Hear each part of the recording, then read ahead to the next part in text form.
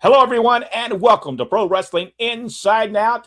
We're going to look once again at the Fabulous Freebirds as we continue their story. Jack, let's get started.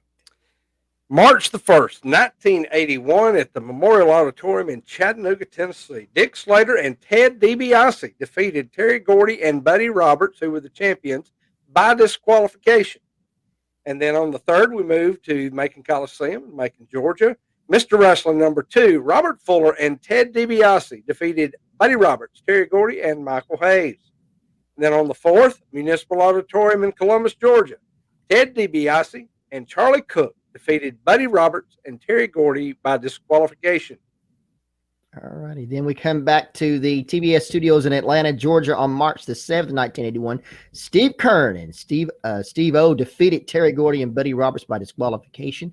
Then it was Terry Gordy goes to pile drive Steve O on the floor. Tommy Rich returns to make the save. Tommy Rich comes back to Georgia to help Steve Kern and Steve O and Ted DiBiase. What did you think, Rodney? Have you seen this? I want to be honest with you. I've changed. I really thought that Tommy Rich came in the first time to save Ted DiBiase after he had been pile drived. But no, he actually came back when Steve O was going to be pile drived on the floor. Do y'all remember this? I remember them playing the Georgia on My Mind videos. I think that's about the best I can do. And I remember him coming out, but I don't remember under what circumstances. He actually came back to save Steve O from being pile drived. It was during that match. He actually came back. I watched it just the other day, and I mean the people went nuts when he came out. I just have to give you, I mean, them people were standing for when he came out. So it was very interesting to watch indeed. All right, Jack. March the 8th, 1981, Ohio Expo Center in Columbus, Ohio. Buddy Roberts and Terry Gordy defeated Dick Slater and Tony Atlas. And then on the 14th, WTBS Studios in Atlanta, Georgia, Terry Gordy and Buddy Roberts defeated Mike Davis and Ken Timms. And then on March the 14th, also at the studios, Terry Gordy and Buddy Roberts defeated Jerry Oates and Mike Jackson. And then on the 21st of March, 1981, WTBS Studios, Terry Gordy and Buddy Roberts defeated Jimmy Jones and Jimmy Powell. Also, on the next show there, Terry Gordy and Buddy Roberts defeated Gerald Finley and Zane Hickey. And then on March the 28th, 1981, Memorial Auditorium in Chattanooga, Tennessee, Terry Gordy and Buddy Roberts, the champions, versus Roberto Soto and Mr. Wrestling number 2 ended without a winner as a no contest. You know, by the way, that match probably happened in Columbus, Georgia as well. You could have just went with it. Yeah. The same match.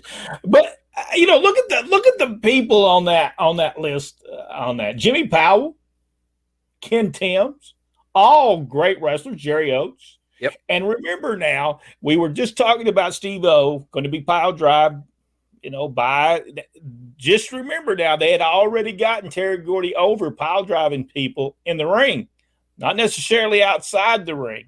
So by trying to pile drive Steve O, that was just that Michael Hayes, he was a nasty, dastardly person because he was trying to get somebody to pile drive somebody on the floor.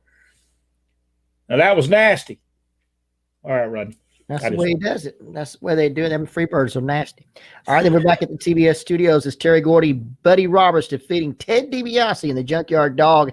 And this was, I do believe, where Ted DiBiase gets pile driven on the floor. And then that's I believe it was at 6, 7, 8 pile drivers. I don't know what it was. It was pile driver city for for Ted DiBiase. And in fact, TBS almost didn't want to show it.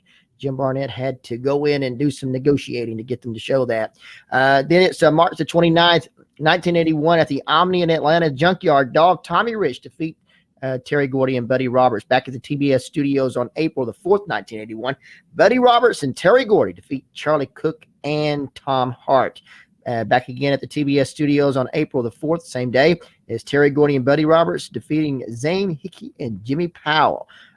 Dog gets blinded again when Michael Hayes comes into the ring and throws cream into Dog's eyes. Tommy Rich goes over the match from the Omni. Also on the show, Ted DiBiase's interview from the Hospital, and then the Freebirds go over the match from the Omni. That's all on the April the 4th, 1981 show. I watched this. This was very interesting. Ted DiBiase, I remember we drove with Tommy Rich to the hospital. Our father, Ron West, taped that interview with Ted DiBiase. Ted DiBiase actually goes to the hospital after he gets pile drive, stays there for about 3 days. And I mean, sells that thing. It gets all over the news that wrestler Ted DiBiase's in the hospital. Major stuff. People are calling from everywhere. There is a difference between how to get someone over and how not to get someone over.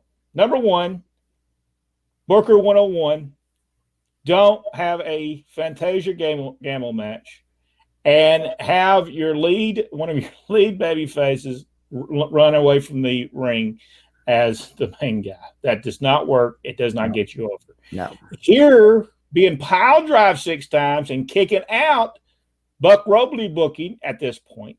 And I have to give it. He knew what he was doing. He knew how to get Ted DiBiase over. 6 times he kicks out, and he would continue kicking out if Tommy Rich would not have threw the towel in and told Junkyard Dog that he got pile drive on the floor. Smart booking and knew how to get Ted DiBiase over. Am I telling a story here? Truth. No, it's absolutely the truth. This was somebody trying to get Ted DiBiase over. Exactly. And what was happening before with him running, but there was also other things where he's sitting out there all sorry about losing a car. And it was sickening. Absolutely sick what they did before. I have to ask y'all this question.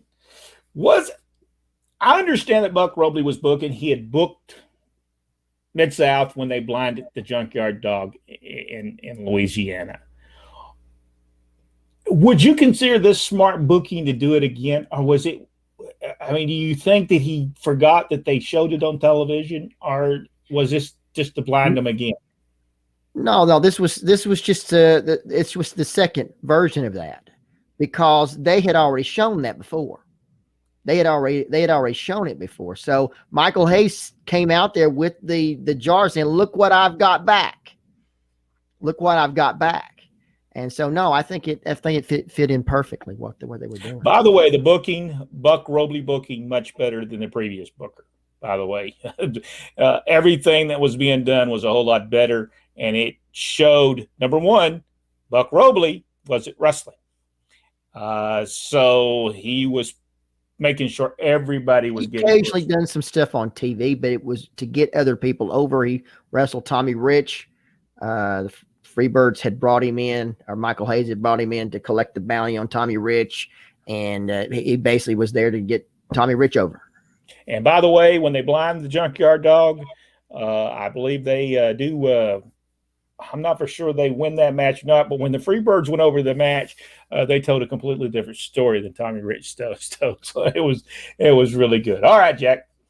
All right. April the 5th, 1981, Ohio Expo Center in Columbus, Ohio. Tommy Rich and Junkyard Dog defeated Terry Gordy and Buddy Roberts by disqualification. And then on the 6th, Bell Auditorium in Augusta, Georgia, Tommy Rich and Tony Atlas defeated Terry Gordy and Buddy Roberts. April the 11th, TBS Studios in Atlanta, Charlie Cook and Steve Kern defeated Terry Gordy and Buddy Roberts by disqualification. And then on the 12th, at the Omni in Atlanta, Georgia, Tommy Rich and Junkyard Dog defeated Terry Gordy and Buddy Roberts. Then on April the 18th, 1981, Louisiana Superdome in New Orleans, Michael Hayes and Terry Gordy defeated Buck Robley and Coca Samoa. And also on the 18th, at the Superdome, Junkyard Dog and Dick Murdoch defeated Michael Hayes and Terry Gordy. Must have been a tag team tournament. Probably was. And then on the 22nd, Municipal Auditorium in Columbus, Georgia, my favorite place to go, Tommy Rich and Ted Oates defeated Terry Gordy and Buddy Roberts. All right, then we come up back at TBS Studios on April the 25th, 1981. Terry Gordy and Buddy Roberts defeating Mike Jackson and Pat Rose. Tommy Rich versus Bobby Eaton, $10,000 bounty match. Hayes was at ringside and then comes out to the returning Ted DiBiase at ringside.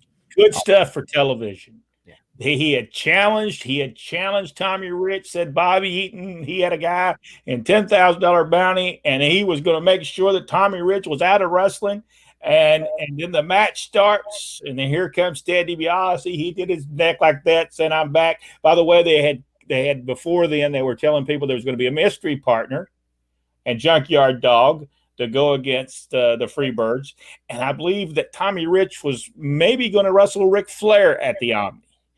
So good match. Good. I'm telling you, Buck Robley was doing a fantastic job, by the way. Fantastic job taking care of this. It's just spectacular what he did. All right, Jack, finish up our two other matches. And we're going to finish up with two dates, both on April the 26th, big double shot. The Omni in Atlanta, Georgia, Terry Gordy and Buddy Roberts versus Ted DiBiase and Junkyard Dog, ended without a winner as a no contest. And then finally, I guess that evening, Memorial Auditorium in Chattanooga, Tennessee, Mr. Wrestling #2 and Junkyard Dog defeated Terry Gordy and Buddy Roberts. 2 defeats in one day. I believe that would have been, I believe Chattanooga run in the afternoon, didn't it? Yes. Yeah, it could have been at night. I believe that's how. I believe we were in Chattanooga, and I think we drove from Chattanooga to the Omni that night. And I remember going there. And by the way, it was drawing pretty good at that time. By this time, the Freebirds were there where they could draw you money, and they had them with the people they needed them with.